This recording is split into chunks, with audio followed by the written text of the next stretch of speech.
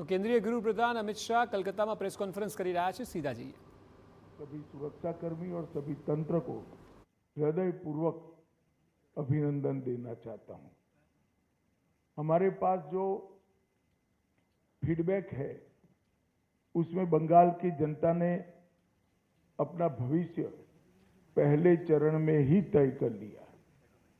कवि गुरु टैगोर, महान सुभाष चंद्र बोस और खुदीराम बोस की ये भूमि ने विकास को चुना है और नरेंद्र मोदी जी के नेतृत्व में भारत के विकास की जो यात्रा चल रही है उसमें बंगाल के प्रथम चरण के मतदाताओं ने स्पष्ट कर दिया है कि बंगाल भी उसमें जुड़ने जा रहा है।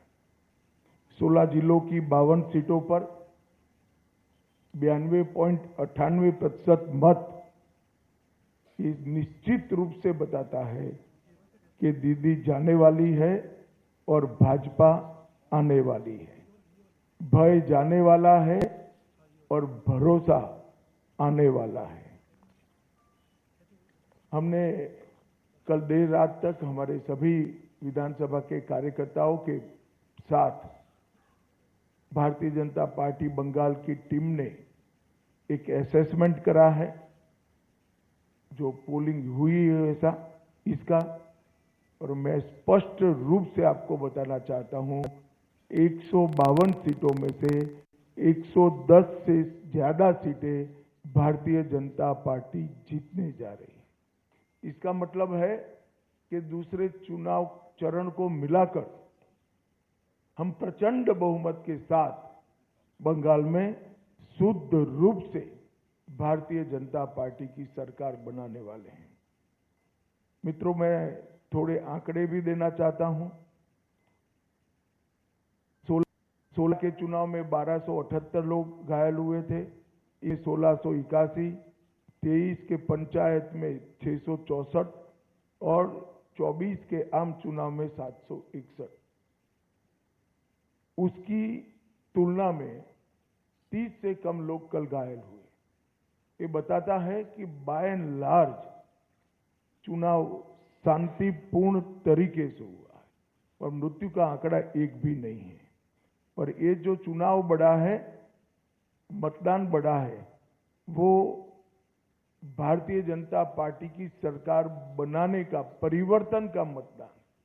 क्योंकि जिस तरह से प्रधानमंत्री जी और हमारे बाकी नेताओं की रैलियों को प्रतिसाद मिला है, रोड शो को प्रतिसाद मिला है, वो प्रतिसाद कल प्रथम चरण में बैलेट मशीन के अंदर बंद हो गया है।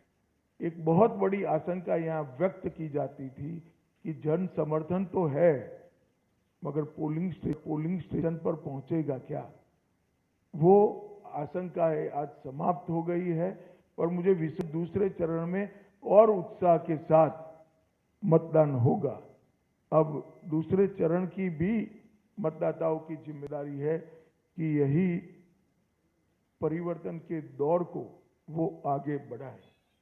बहुत लंबे समय के बाद जब कोई विपक्षी पार्टियां नहीं थी, हमारे देश की आजादी के बाद का वो दौर बात कर दीजिए, तो 5 तारीख के बाद अंग, बंग और कलिंग तीनों जगह भारतीय जनता पार्टी का शासन होगा, कमल का शासन होगा।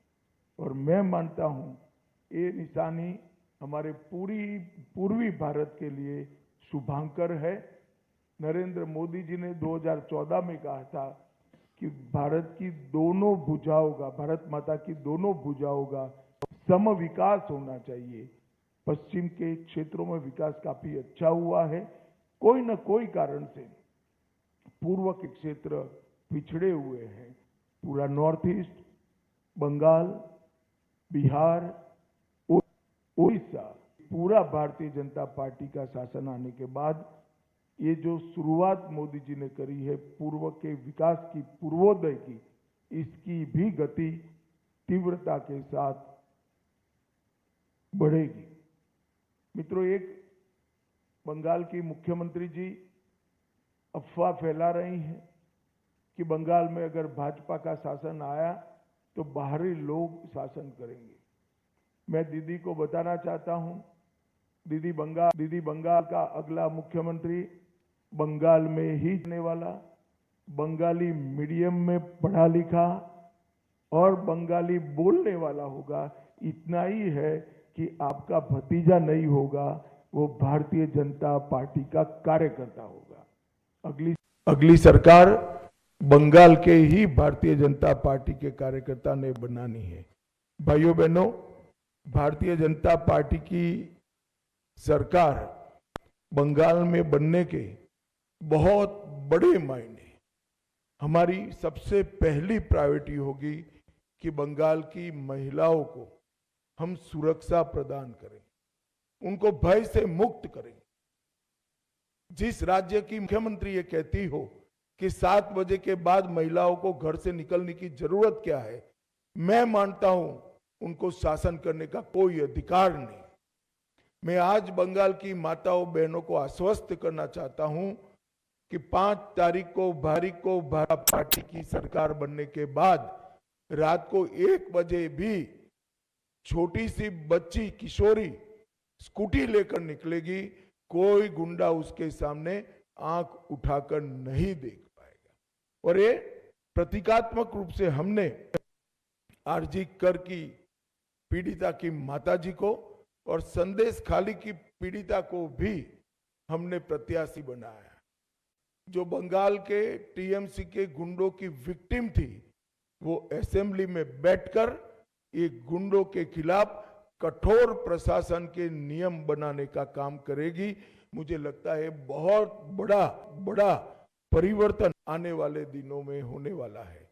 और दीदी को महिला आरक्षण का विरोध करने का जवाब भी इस चुनाव में बंगाल की मातृशक्ति देगी, इसका मुझे पूरा विश्वास है।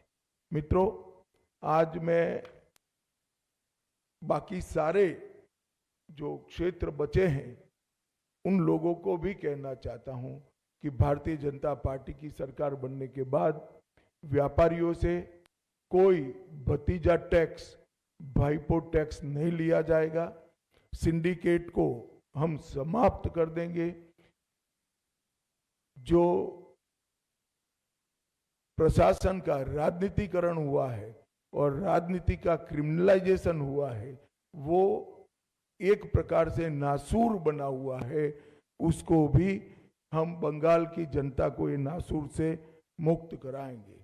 बंगाल के अंदर आधुनिक खेती के लिए कोई संगठित प्रयास विगत 50 साल से नहीं हुआ है। मां गंगा की कृपा जो कांप को ढोकर लाती है और पानी की उपलब्धता है, इसी के आधार पर यहाँ का किसान खेती करता है। आने वाले दिनों में हमने तय किया है कि किसान की खुशहाली के लिए यहाँ के सारे परंपरागत क्रॉप है, इसके बड़े रिसर्च सेंटर हम यहाँ पर बनाएंगे।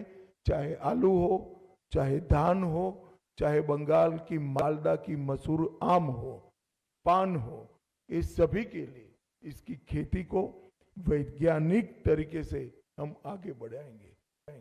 एक भ्रष्टाचार प्रस्तापित इंस्टीट्यूशनलाइज करने का काम ममता बनर्जी ने 32 से ज्यादा घोटालों के माध्यम से 10,000 करोड़ से ज्यादा रुपयों का भ्रष्टाचार बंगाल में हुआ है। 10,000 करोड़ के रुपए। हमारी सरकार भ्रष्टाचार मुक्त पारदर्शी शासन तो देगी ही देगी, मगर जिन्होंने भ्रष्टाचार किया है इनके खिलाफ एक श्वेत व्हाइट पेपर जारी कर सारे भ्रष्टाचार के आरोपों की सुप्रीम कोर्ट के रिटायर्ड जज से जांच कराकर भ्रष्टाचारियों को कड़ी से कड़ी सजा दिलाने का काम करेंगे, जिससे आने वाले अनेक सालों तक यहां पर कोई भ्रष्टाचार की करने की हिम्मत न कर पाए।